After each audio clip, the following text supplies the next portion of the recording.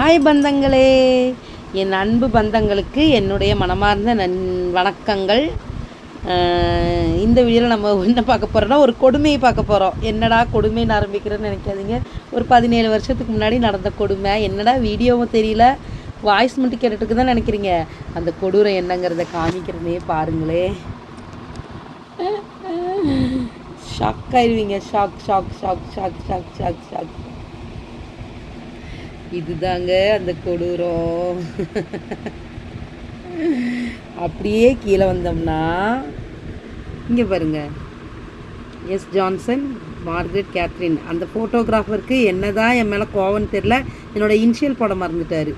சரிங்களா? அப்படியே இப்படியே கொஞ்சம் மேலே போய் பார்த்தோம்னா ஹீரோவும் ஹீரோயினும் எப்படி இருக்குன்னு சொல்லுங்கள். இதுதான் என்னோடய ஃபோட்டோ, கல்யாண ஃபோட்டோ. அப்படியே இங்கேருந்து இப்படியே மேலே போகணுங்க. பார்த்துக்கோங்க பார்த்துக்கோங்க பார்த்துக்கோங்க பார்த்துக்கோங்க. இதுதான் எங்கள் கல்யாண ஃபோட்டோ. எங்களோட கல்யாணம் வந்து சர்ச்சில் வச்சு நடந்துச்சுங்க. ஆர்சி முறைப்படி எங்களுடைய கல்யாணம் நடந்தது. நாங்கள் வந்து ஒயிட் கலர் நூலில் தான் தாலி கட்டுவோங்க. மேக்ஸிமம் ஆர்சியில் வந்து ஒயிட் கலர் நூலில் தான் கட்டுவாங்க. எல்லா கிறிஸ்தவ மதத்துலேயும் சபைகள் எப்படின்னு தெரில எனக்கு. எங்கள் ஆர்சியில் வந்து நாங்கள் ஒயிட் நூல் போட்டு தான் தாலி கட்டுவோம். ஓகேங்களா? அதுக்கப்புறம் நம்ம தாலி பிரிக்கும் போது அந்த 3 நாளுங்கும் போது அதில் மஞ்சள் போடும்போது மஞ்சள் கலராக மாறிடும். ஆனால் ஒயிட் கலர் நூலில் தான் மேக்ஸிமம் நாங்கள் தாலி கட்டுவோம். இப்போ வந்து வசதி உள்ளவங்க வந்து தங்கத்திலே போட்டுடுறாங்க. அதனால் ஒயிட் நூல் யாரும் பெருசாக இது பண்ணுறதில்ல. நம்ம வசதி இல்லாதவங்க என்ன பண்ண முடியும், தங்கத்துக்கு போக முடியாதனால ஒயிட் கலர் நூலில் தான் தாலி கட்டுவாங்கங்க. அந்த மாதிரி தான் தாலி கட்டியிருக்காங்க பாருங்கள். கழுத்தில் ஒயிட் கலர் நூல் கிடக்குதா? கிளியராக தெரிலன்னு நினைக்கிறேன். சரி, உள்ள ஃபோட்டோவில் கண்டிப்பாக காட்டுறேன் பாருங்கள். இது என்னோடய கல்யாண புடவை, எங்கள் மாமியார் வீட்டில் எடுத்தது. அப்போ இது கொஞ்சம் ரேட் கூட தான். ஆனால் கலர் இந்த கலர் தான் வேணும்னு சொல்லி அடம்பிடிச்சு வாங்கினாங்க எங்கள் மாமியார் வீட்டில். ஏன்னா அவங்க குடும்பமே ஒரு உஜாலா நீல ப்ளூ கலர் குடும்பம். ப்ளூ கலரே தான் வேணும், ப்ளூ கலரே தான் வேணும்னு அடம் பிடிச்சி நின்று வாங்கி இந்த புடவை என்னையும் புடவை எடுக்க கூட்டிகிட்டு போயிட்டு இந்த புடவை தான் எடுக்கணும்னு எடுக்க வச்சாங்க எங்கள் பெரிய மாமனார். அவங்க எங்கள் மாமனார் எல்லாருமே சொன்னாங்க, எங்கள் குடும்பத்துக்கு ப்ளூ கலர் தாம்மா எல்லா கல்யாண பொண்ணுங்களுக்கும் நாங்கள் எடுப்போம், அதனால் நீ ப்ளூ கலர்லேயே உனக்கு பிடிச்ச மாதிரி எடுத்துக்கோன்னு சொன்னாங்க.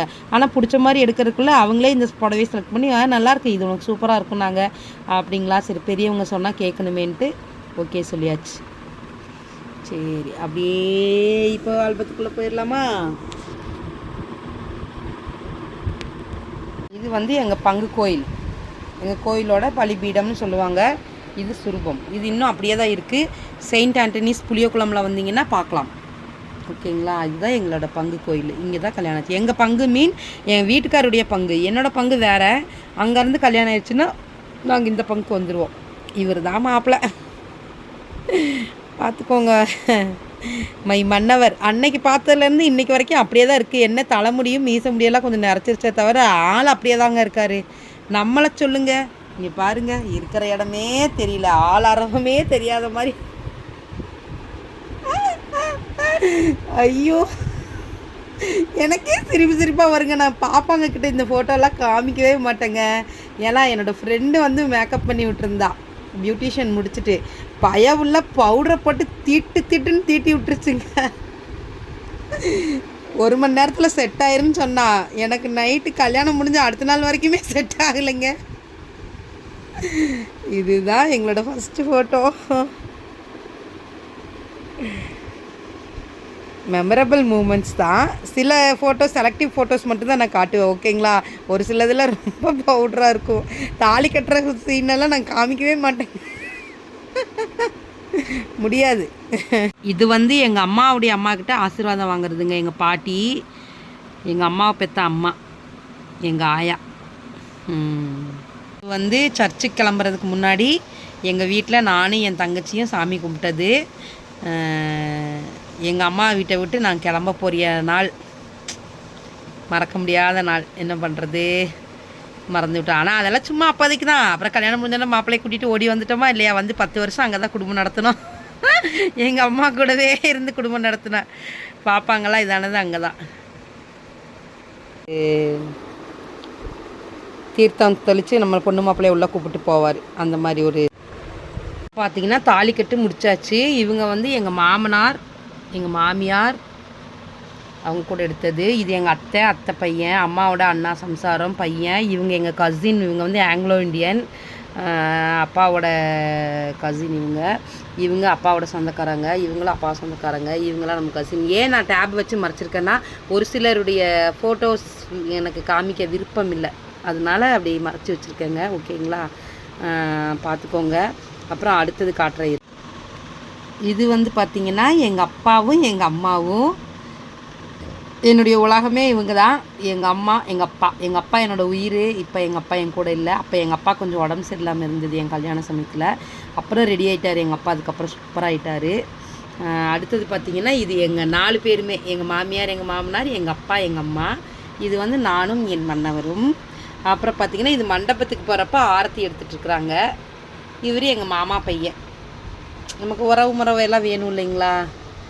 எனக்கு நிறையா எல்லா ஃபோட்டோவும் காமிக்கணும்னு ஆசை தான். பட்டு சில பேரோட மூஞ்சி எனக்கு காமிக்க விருப்பம் இல்லை, அதனால தான், தப்பாக நினச்சிக்காதீங்க. இது வந்து நம்ம மன்னவர் நமக்கு மோதிரம் போட்டது கல்யாணம் முடிஞ்ச உடனே. இவங்க வந்து அம்மாவோட ஃப்ரெண்டு. அந்த மோதிரம் போட்டதை எடுத்து வச்சுக்கிறா. அவர் வாயப்பாருங்க. ஐய அது ஒரு கணக்காலம் மாதிரி ஆயிடுச்சுங்க. சூப்பராக. இது வந்து அவரோட ஃப்ரெண்ட்ஸ் வந்து கிஃப்ட் கொடுத்தது. எங்கள் வீட்டு பக்கத்தில் இருந்தவங்க, எங்கள் சித்தி பசங்க எல்லாம் வந்துருந்தாங்க. அவங்க எங்கள் அம்மாவோட இவங்க எங்கள் அம்மாவோட க்ளோஸ் ஃப்ரெண்டு. இவங்க எங்கள் அத்தை பையன் பசங்க. இவங்க வந்து எல்லாம் சொல்லிட்டேனே ஆல்ரெடி.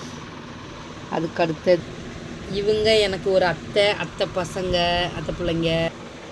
இவங்க எல்லாம் எங்கள் வீட்டுக்காரோட ஃப்ரெண்ட்ஸு, எங்கள் வீட்டுக்காரோட சொந்தம் பந்தம் எல்லாரும் இவங்களாம். இவங்க எனக்கு ரொம்ப முக்கியமானவங்க என் வாழ்க்கையில். ஆனால் இவங்களோட இப்போ கான்டாக்ட் இல்லை. என்னோட செல்லம் அக்கா இவங்க. அடுத்தது இவங்க நம்ம ஃப்ரெண்டு, என் தங்கச்சியோட ஃப்ரெண்டு, எனக்கும் ஃப்ரெண்டு, அந்த மாதிரி ஒரு ஃப்ரெண்டு இவங்க. நிறைய ஃபோட்டோஸ் இருக்குங்க. பாருங்கள், குடமெல்லாம் வாங்கியிருக்கிறோம். அந்த குடத்துக்கு கூட மறுபடியும் மொய் பண்ணியாச்சு. இவங்க வீட்டு பக்கத்தில் இருக்கக்கூடியவங்க இவங்க நம்ம ஒரு வெல்விஷ். இவர் எங்கள் மாமா. இப்போ இவர் உயிரோட இல்லை. இவங்க தங்கச்சியோட ஃப்ரெண்ட்ஸு. இவங்க எங்கள் வீட்டுக்காருடைய அத்தை. இந்த தாத்தா பக்கத்தில் இருக்கிறவர். இவங்க ஒரு தெரிஞ்சவங்க. இவங்க வீட்டு பக்கத்தில் இருக்கவங்க. இவங்க எல்லாமே எங்கள் வீட்டு பக்கத்தில் இருக்கக்கூடியவங்க தான்.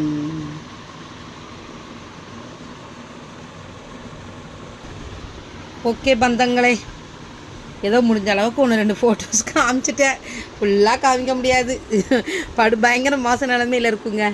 எங்கள் ஜோடி பொருத்தம் எப்படி இருக்குன்னு சொல்லுங்கள், நல்லா இருக்கான்னு சொல்லுங்கள். எங்கள் கல்யாணம் வந்து நான் அன்றைக்கே ஒரு லைவில் சொல்லியிருப்பேங்க. கரெக்டாக ஒரே மாதந்தாங்க. நான் ஒர்க்கில் இருந்தேன்.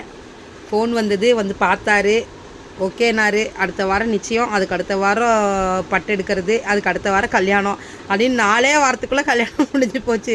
டக்குன்னு முடிஞ்சிருச்சுங்க. ஓகே, பாய் பந்தங்களே. இந்த வீடியோஸ் உங்களுக்கு பிடிச்சிருந்தா லைக் பண்ணுங்கள், ஷேர் பண்ணுங்கள், கமெண்ட் பண்ணுங்கள், மறக்காமல் சப்ஸ்கிரைப் பண்ணுங்கள், பக்கத்தில் இருக்கிற பெல் ஐக்கனை கிளிக் பண்ணுங்கள். நீங்கள் எங்கள் மேலே வச்சுருக்கிற அன்புக்கும் ஆதரவுக்கும் எங்களுடைய மனமார்ந்த நன்றிகள். பாய் பந்தங்களே.